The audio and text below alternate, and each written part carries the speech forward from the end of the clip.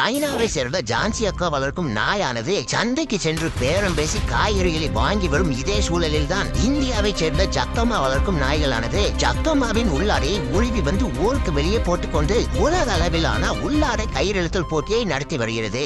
காட்டுக்குளங்கான் பட்டியில் நடைபெற்ற கால் இறுதி கண்ணாம்பூச்சி போட்டியில் ஆட்டக்காரர் கண்ணை மூடிய 5வது வினாடிகளிலே தோரணமலை காட்டிற்குள் தோராயமாக ஒளிந்து விட்ட விளையாட்டு வீரர்கள் தொங்கிக் கொண்டிருந்த தொந்தியை தோரணமலை காட்டால் கூட மறைக்க முடியாத காரணத்தால் கண் நிமைக்கும் நேரத்தில் கண்டுபிடித்த ஆட்டத்தை நிறுத்தி வைத்த ஆட்டக்காரர் மண்டையை போடும் தருவாயில் தத்தளித்து வந்த நாட்டரசன் நாய்க்கு ஏக்கர் கணக்கில் இறக்க குணத்தை மனதில் வைத்திருந்த கடை உரிமையாளர் நல்லி எலும்பை கொடுத்தார். நல்லி எலும்பை வாங்கிய வாயோடு தன்னுடைய நவரச நாடகத்தை முடித்துவிட்டு 4 காலோடு வீடு திரும்பிய நாட்டரசன் நாய். நல்லி எலும்பு முன்னேற்ற கழக தொண்டர்கள் ஆரப்பாளையத்தில் அமைதியாக நடந்து வரும் கண்காட்சி பூங்காவை திடீரென முற்றுகையிட்டனர். முற்றுகையிட்ட தொண்டர்களை கல்லால் அடித்து துரத்தவா இல்ல கட்டையால் அடித்து நொறுக்கவா என்று குழப்பத்தில் தவித்து வரும் பொதுமக்கள்.